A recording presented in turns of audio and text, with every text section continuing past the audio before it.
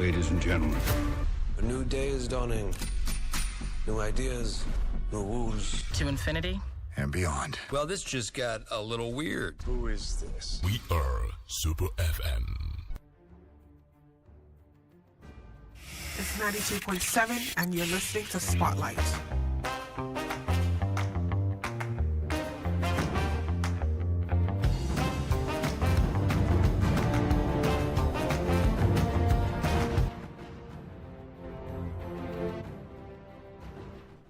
Hi, welcome to Spotlights on Super FM 92.7. I am Kimberly, your host. I'm back here on the program this beautiful Wednesday morning. Thankfully, it's not very cold like every other day, but then we'll make do with the wonderful weather. My producer is right here in the studio, making sure that everything goes smoothly. Today on Spotlights, we will be analyzing the aftermath of the Rivers local government election, implications for governance and democracy. We'll have our guest, who's a public affairs analyst, Eugene Abels, on the line with us to talk about this. Hello, Eugene Abels. Good to have you join us. Am I audible enough? Yeah, we'll try. Good morning. Good morning. Thanks for having me. Good to have you. So how's it going on your end? How is Port Harcourt? Are you in Port Harcourt or Abuja? And I left yesterday. Oh, okay. All right, then. So just stay on the line. So like I said, the Rivers local government election held on the 5th of October. The election saw the participation of various political parties and candidates vying for control of the state's 23 local government areas. The outcome of the election has far-reaching implications, of course, for governance, development, and democracy in the state. Understanding the aftermath of the election is crucial for assessing the health of Nigeria's democratic institutions at large, and the role of political parties, and of course the impact, which is the most important of all, on the citizens. All right, we'll be examining the election outcomes, like I said, and their implications. We'll go over the reactions of the winners, losers, and stakeholders.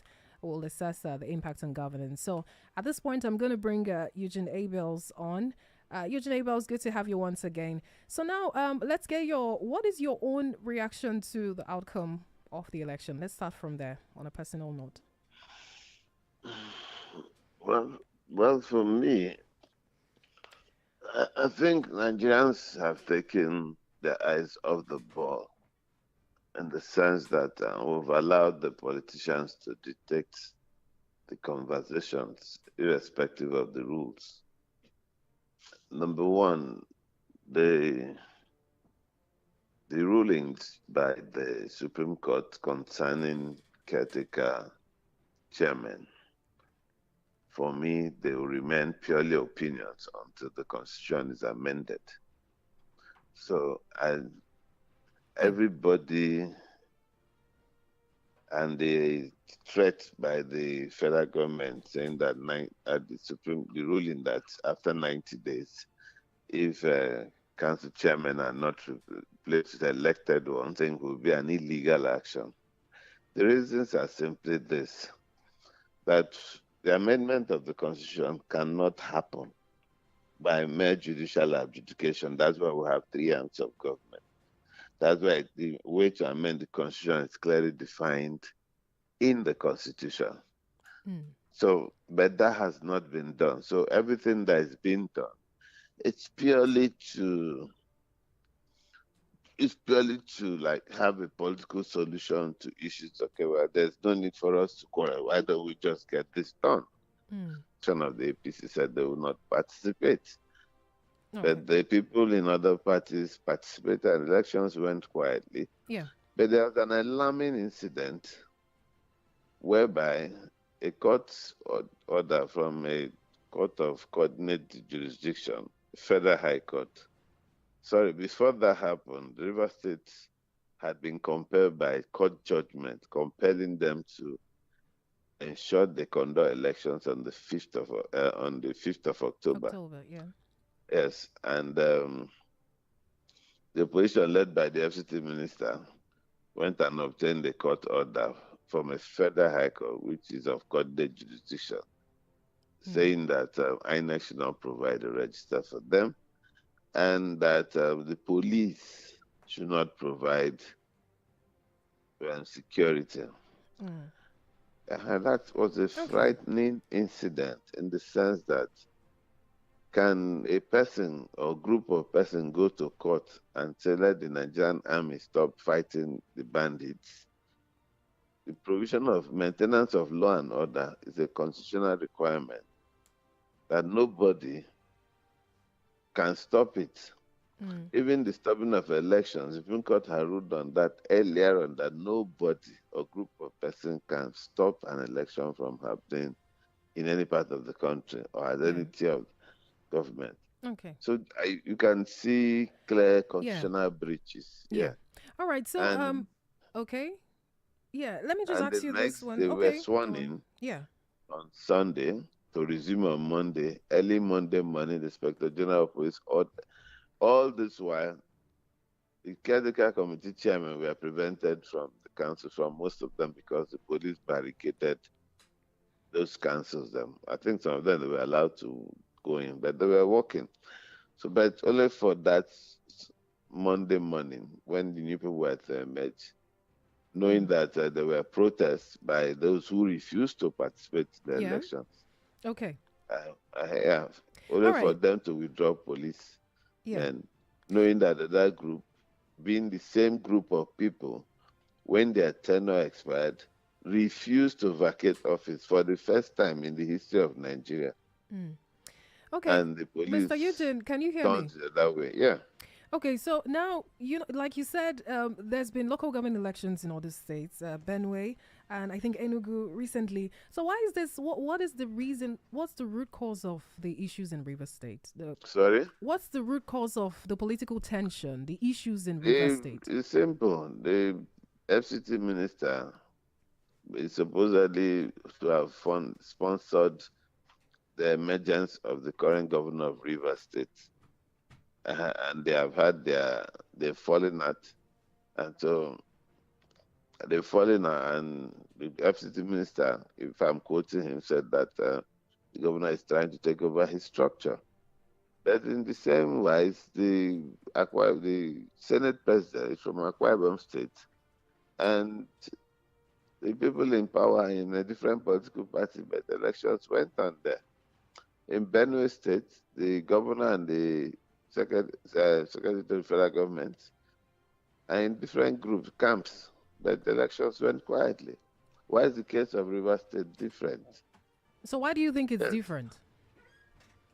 Everything that is happening can only happen because the president has allowed an employee of him, who is inferior to a serving governor in terms of protocol, according to the Constitution, to do the things he's doing. Somebody is responsible. The buck stops at the desk of the president. Yes, for your tenure to expire to say you won't leave the office. It has never happened in Nigeria before. Yeah. For the police to say they won't do their duty because somebody went to court.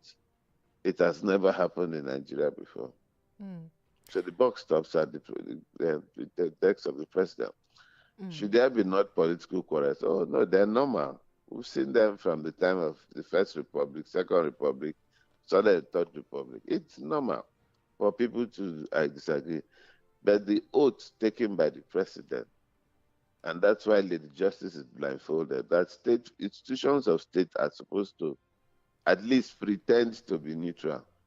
Yeah. Without the institution of state, people will not, non-government officials cannot go and barricade local governments, even set them on fire.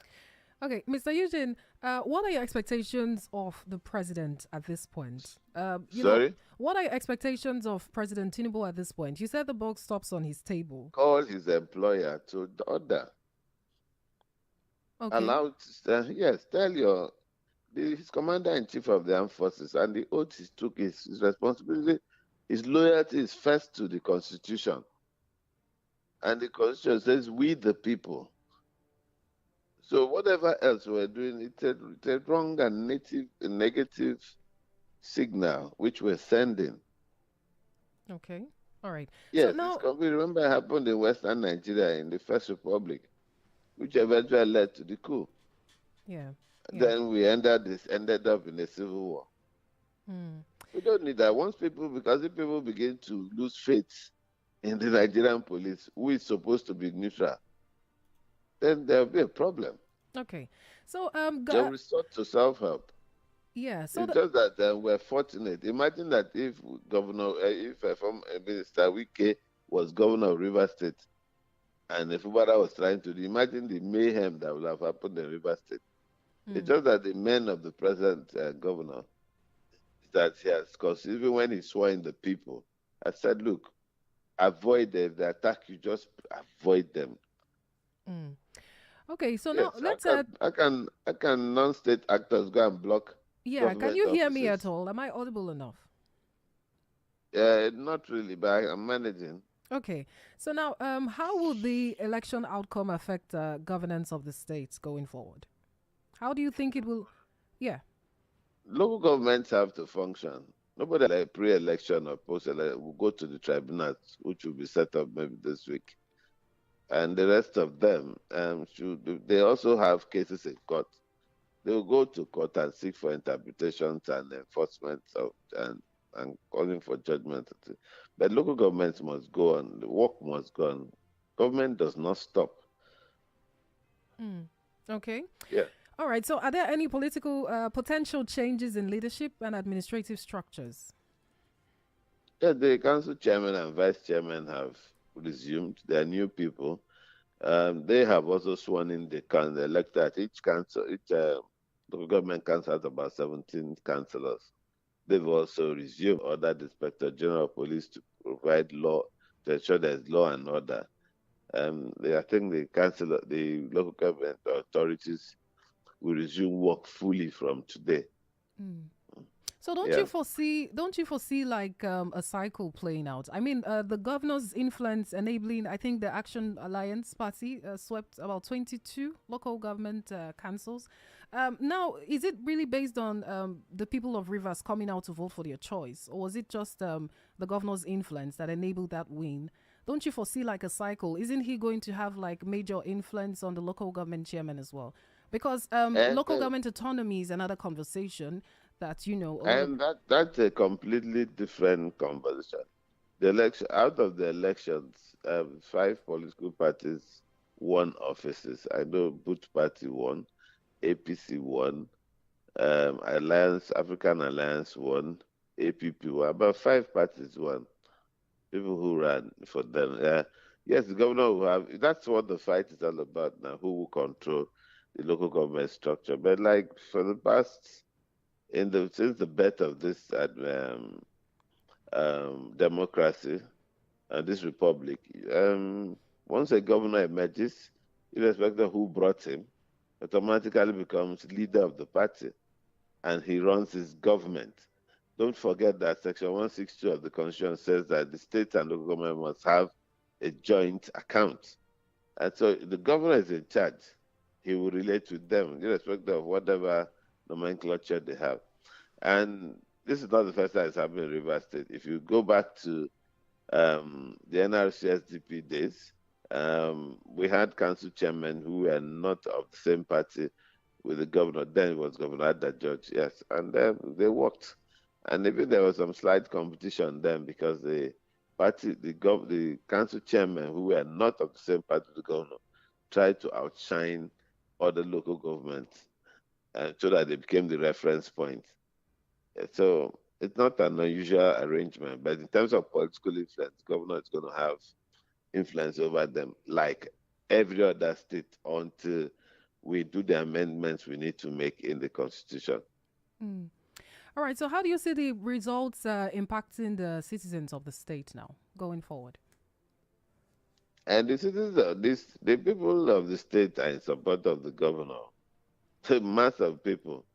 The River State people do not like godfatherism. They don't believe in state capture. So the people, they know what they've endured for 8 years. They are completely in support of the governor. And once his tenure is over, his 8 years, they will expect him to also go and allow the new person to come and do his 8 years. It's not, Rivers people are not for a godfather. No, we don't do that. Don't forget that the support Wike got was because of the the supposed role that Amechi played in the removal of Goodluck Jonathan. That was the support Wike got. All right, if you're listening to us, this is Spotlight on Super FM, and you're listening to the voice of Eugene Abels, who is a public affairs analyst, and he's joining us on Spotlight this morning to give insight. We're analyzing the aftermath of the Rivers local government elections.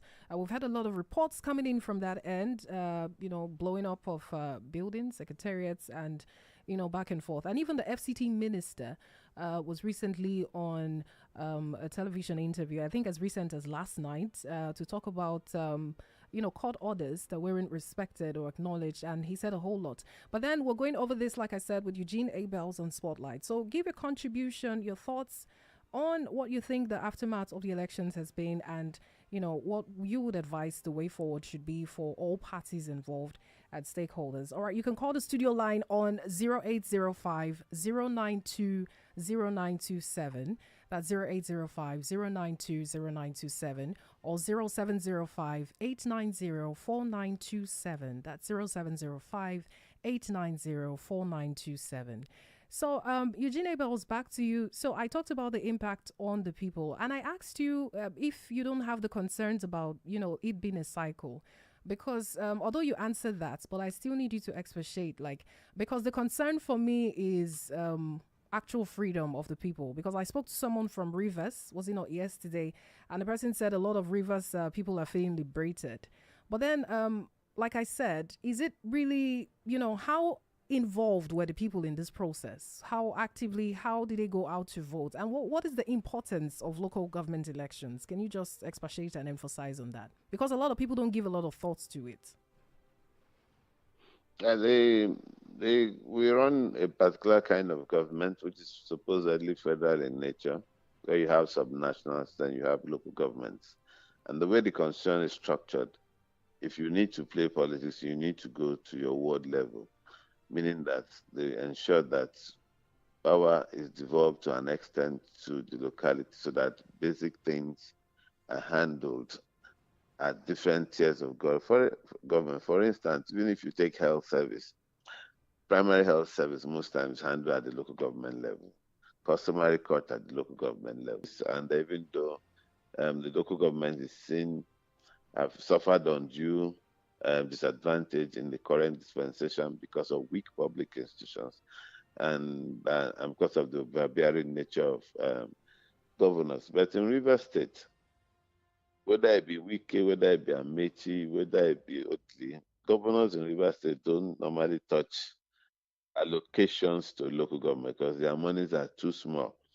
Under Amechi, the Rivers State government moved teachers' salary because councils were unable to pay particularly Obiakpa and Faga to become state responsibility. So in Rivers State, they don't touch their money. But in terms of control, the governor, anybody who is sitting as Rivers State governor controls the local governments. Do they render services? Yes, you've lived in Port Harcourt. You know how effective in terms of revenue, nationwide, in terms of revenue, internal generated revenue. Obiakpo, where former Governor Wike hails from, they stand I think number after Etiosa and Victoria, Etiosa and one other local government, they come in next. Obiakpo comes, that's how stuff they are. So for that amount of money, they do their own things, their internal roles, they manage their markets and so on. So these things need to move on. If they were not efficient, why? If they were not impactful on the community, the governors will not be fighting to control them. Because it's at that level they have people who talk to the people at the ward and local government level. The governor does not need to go there where he has his pointsmen who run things. Just as the governors hold the sub-states on behalf of the federal government, on behalf of the people, let me say. The president does not need to come. If he talks to the governor, things are implemented at the state level, whether it be security, whether it be economic policies and so on. Yeah. Okay. So the local governments are important. Yeah. It might not be Uhuru, but they're important. And in our current political dispensation, who controls the local government That's why you hear former Governor Wike talking about structure, his political structure, and an attempt to take it away. Take it away. But unfortunately, he's no longer governor. The governor, whoever is sitting on that seat, it is his duty to determine those who to work with, determine those who are around him, who surround him, who controls the lever of political intrigues and control at the local level. No governor will allow that to be controlled by any other person other than him. Okay. So will the results affect the balance of power in the state legislature? Sorry? Do you think the results will affect the balance of power in the state legislature? That's Oh, at the House of definitely. Assembly. In the legislature. Yeah. At the state It level. doesn't have that's it. anything to do with the legislature. Right now, that matter is awaiting concerning the House of Assembly. Yes. That concerns local government have their executive, they have their legislature, they have their judiciary, the customary courts. Their legislature is the legislative council. Then you have the executive made up of the chairman and other people. So they have their own level. They don't have any influence on what's happening in the legislature, which is the House of Assembly. Okay. So now, how do you see this playing out at the general elections now? How do you think it affects, what does it mean for elections in the country going forward? That's why if no governor, every governor must be in charge must have control of his local governments, because eventually it plays out whether you're having local elections or state elections or federal elections. Local governments have a role to play. Elections are about people and who has access to the people. Yeah, do you think this is the resources of the people, and who can influence, direct, organize, endorse what happens in the locality? Yeah, do you think the elections would, motivate more people to get involved, ahead of the general elections? How do you see it influencing, politically, and even when it comes to Nigerians generally?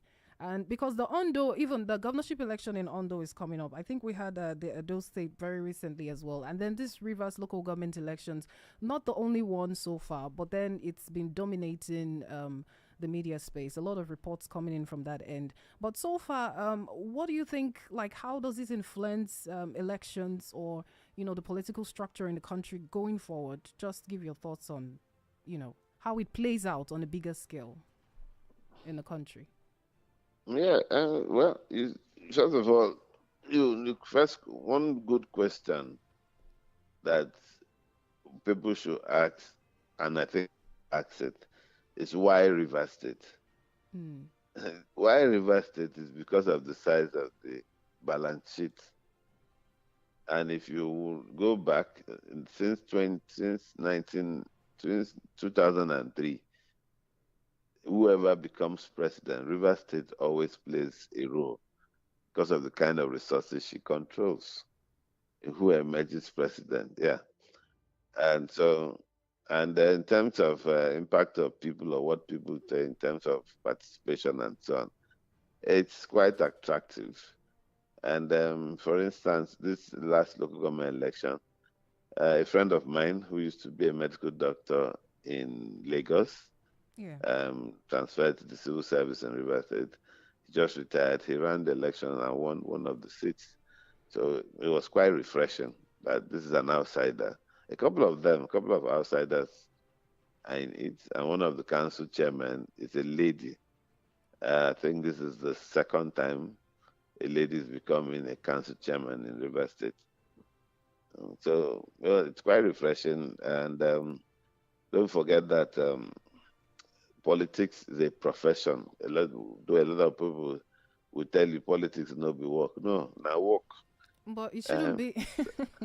It shouldn't be a profession. Do you think do you think that should be the case? What should be the case? It shouldn't be a profession, should it? It should be a profession. I go to school with you. Yes. I go to school with you. You have your degree. I have mine. You have your aspirations. I have mine. You're looking for paid employment. Meanwhile, as a council chairman, I'll be controlling at least 500 million every month. Okay. And I have a security vote of about 20 something million monthly. Which Okay. work past that one now? So you see why people put everything to get in there. Then if you are the governor of Rivers State or Lagos State economy is in excess of $5 billion. So is it not, is any professional better than Sanwo-Olu? No. He can employ you, or his classmates. He can employ you, he can dispense favor. Okay. So that's why you see people sell their houses, do all sorts of things to get power. Okay. Because it's the balance sheet. So what There's are no some job like it. Yeah, so what are some changes you'd like to see in that regard, like in elections in Rivers State, local government elections going forward? Sorry? What are some changes you, on a personal level, would like to see in, how elections are conducted in Rivers State? Well, there's when I started by saying, when we started this conversation, that I'm not pleased with the way we are going in the country, in the sense that we're ignoring the Constitution and looking at opinions of people and what the politicians are doing. And the politicians like it because they don't want us to think. Now, we are hearing that they're trying to set up a national body that will conduct local government elections. The average person ideally should be displeased with how governors have managed local governments. True. But the people you want to give that responsibility to have failed woefully in running national elections.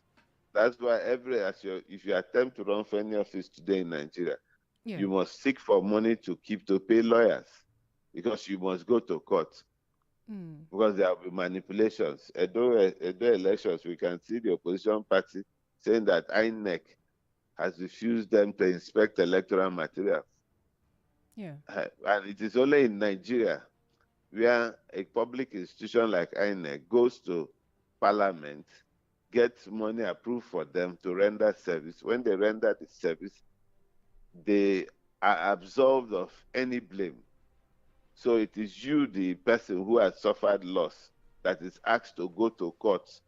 You go and beg INEC for materials, then take it to court, then begin to prove that INEC didn't do her job or you were cheated.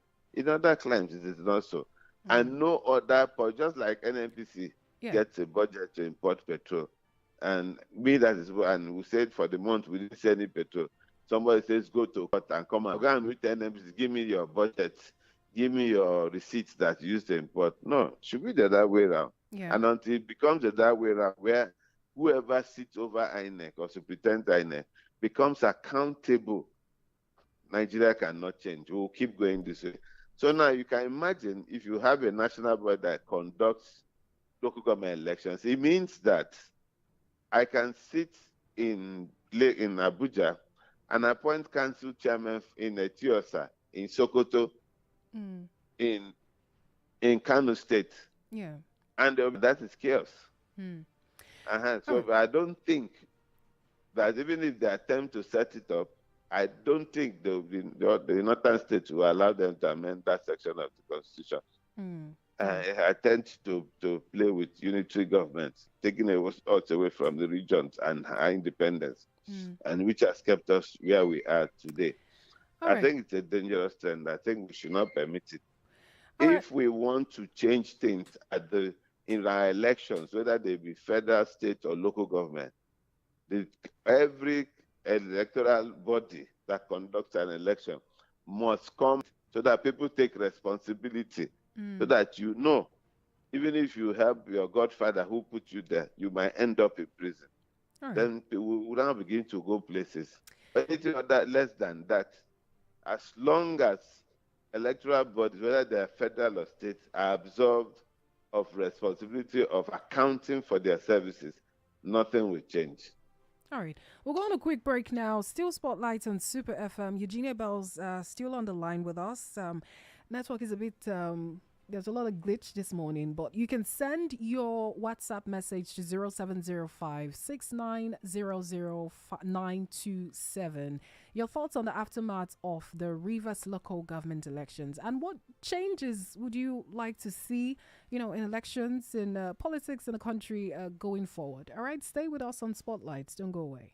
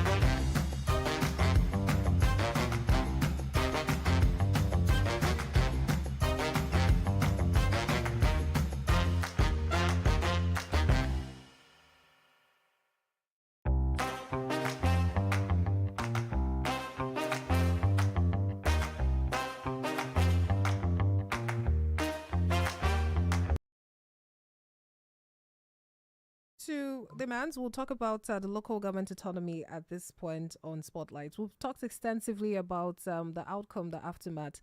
We're still, it's still a developing report because we're still getting reactions, and but now, Mr. Eugene Abels, you're still there with us, right? Yeah. Okay, so how do you think local government autonomy can be strengthened in Nigeria? How do I think they can be strengthened? Number one, like for every section of our society, then politically, I think for them to be strengthened, the autonomy needs to come in. The autonomy, for me, should mean that the constitution, we cannot act illegally, we need to amend sections of the Constitution, because all it takes is for a state to challenge it, and everything we're doing will go back to square one. And for it to be amended, it means we must amend the section 162 of the Constitution that says that there must be a joint account between the states and the local government. So we separate that. Then we set up. Then we amend. We create conditions in the Electoral Act, both at the state and federal level, to say that whoever is running, so pretending those electoral bodies must give account of their services, that it shouldn't be the aspirants who must prove that they were rigged or elections were not conducted properly. Then finally, we must make them accountable. Yeah. Now, when the emergency into office, whether state, federal, or local government, becomes independent, then we must make people accountable. How do we make people accountable? First of all, the electorates, we the Nigerian people, must begin to demand for service from the 3 tiers of government. Now, and a lot of people, when you say, they say, how we go do it, then they listen to us. I remind them that for close to 45 years, close to 30-something years, we were under military rule. And there were times we demanded for certain things. We insisted. For instance, when President Babangida came in, he wanted to take loans from the IMF. But the nation, people said no. He had to backtrack and ask for a national debate on the IMF loan, the pros and the cons. At the end of the day, they had to amend and came up with the acronym Structural Adjustment Program. So we need to review the constitutional requirements. Then the part of enforcement, we also need to enforce, review, and make members of the security agencies and graft agencies accountable, in the sense that it will not be out of place for them to account for their service at every end of every year or every quarter. If things happen, they should come and be accountable to the people. And somebody will tell me security. No, it's not true. It's not true. When things happen, for instance, we were all witnesses to the attempt on Donald Trump's life. Yeah. And it cost the number one person who was in charge of security service her job. She had to resign. And despite having resigned, conversations are still going on in Congress about why it happened. And they're looking for lapses, and their heads are still rolling. So that's how societies operate. The elected people, because what you keep hearing from the National Assembly is we're loyal to the president. No, that's not why you were elected. You were elected to represent the ethnic nationalities, the people of the Federal Republic of Nigeria. So if anytime the Senate president, whether former or present, makes such a statement and people rise up in protest, they will never make such a statement again. They will probably say it in secret. But because people keep quiet and think, oh, when you say, NSAS, there will always be NSAS. The Aba women, when they protested, over 20 of them were killed. But that policy was never implemented again, which concerned the warrant chiefs. Yeah. So if you keep backing down and don't demand for your rights, the political class, who are less than 12,000 people, the elected people, they will keep doing they behave the way they like. If you pay your child school fees and don't monitor what it does, the child will do what he or she likes. Okay.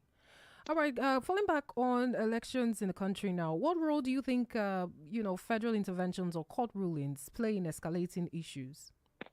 What role do you think court rulings play in escalating issues? That's a whole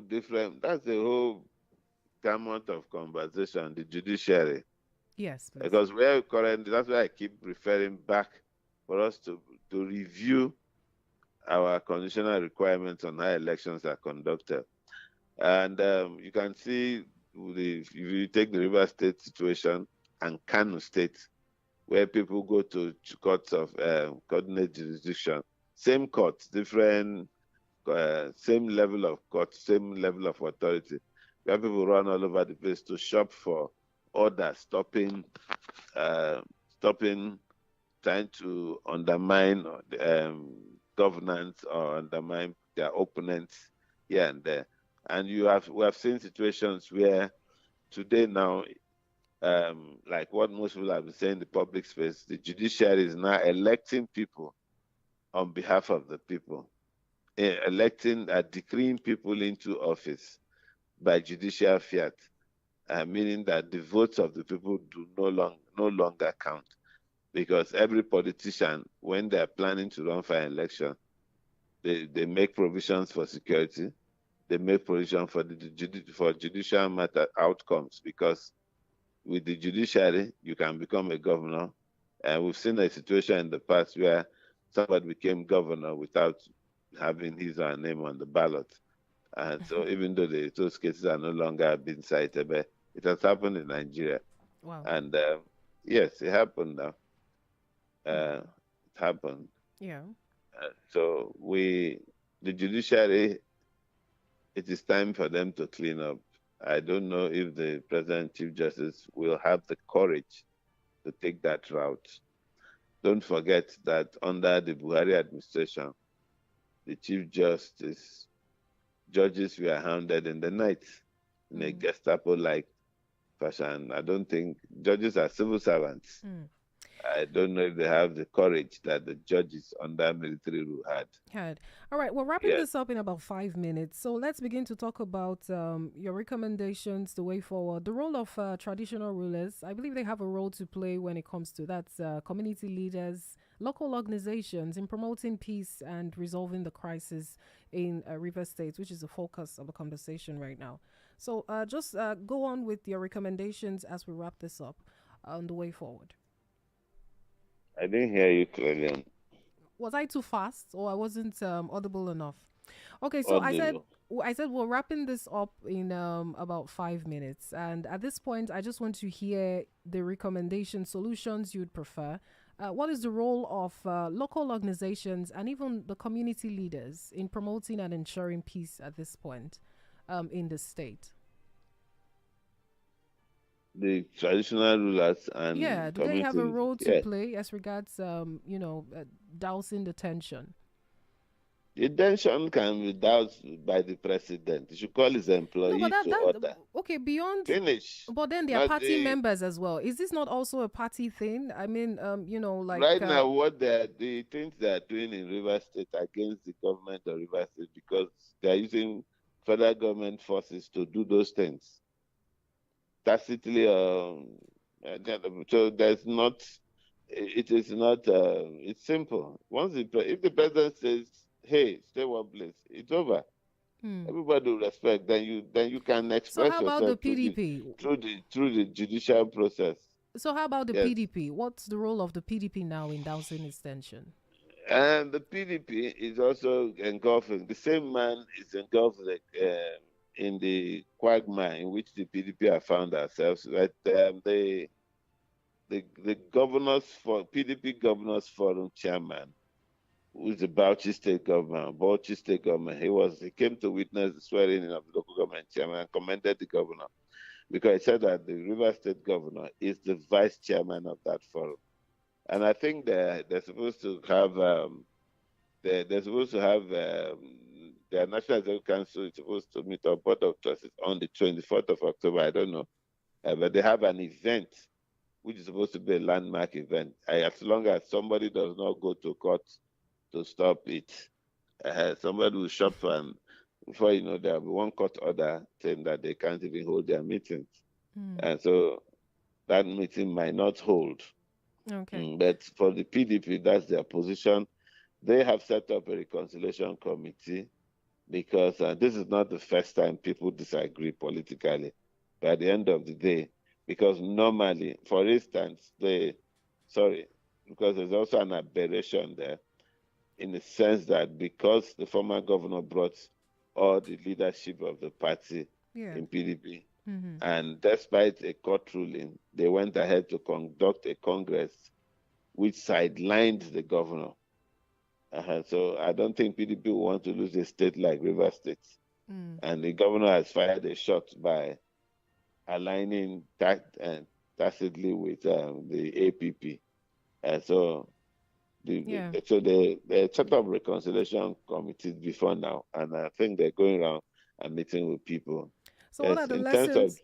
The lessons that can be taken from this, the outcome of the Rivers election. The lessons are simply the state capture is difficult. Two, the lesson is that Nigeria were degenerating by allowing individuals to usurp, by allowing public institutions not to live up to their constitutional requirements, which is the allegiance should first be to the people before even to the elected officials. If you remember some years back, when Donald Trump was in office, and he made a statement that, and the chief of general staff, the commander, he said, my loyalty is, and the loyalty of the armed forces of the United States of America is to the Constitution and not to the president. Yeah. All right. Yes, it's a strong statement, because as you open the Constitution, you will see we the people. Without the people, there's no nation. Yeah. But here they'll tell you, people will interpret it differently. That is what it is. Soldier comes, soldier go. Government remains. The public institutions should remain. They should live above board and act impartially by within the confines of the law.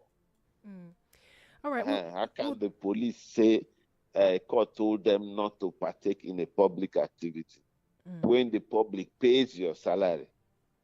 Yeah. All right, so we'll take that as your final words on the program, or you want to wrap up your thoughts just as we wind down today. Hello, Mr. Eugene Abels. Yes, please. Yes, so I said, do we take that as your final thoughts on the program this morning? Oh, yeah. All right, what I'm simply saying, yes, the optics of local government autonomy is good, but we should remember 1966, and we should try and put all that optics, our desires, everything within the Constitution. Let us go and amend the Constitution. Let us not be giving judicial orders. Yes, the Supreme Court can interpret, but we should go the whole gamut of amending the Constitution. And for us to have clear, credible elections, all electoral bodies, whether they be federal or state or local government, must become accountable. If you conduct an election, you must come before the court, not the candidates coming before the court to seek for justice. No, you come and account for it, for the service you have provided.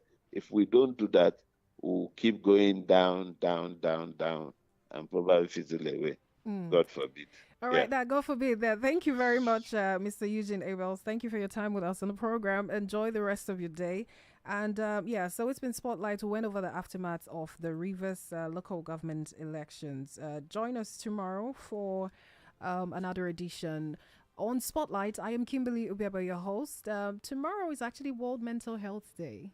So let's see what comes up on Spotlight. But thank you very much for your time. Enjoy the rest of the day's broadcast. The sports crew will be taking over shortly, and other lined up interesting broadcast for your listening pleasure.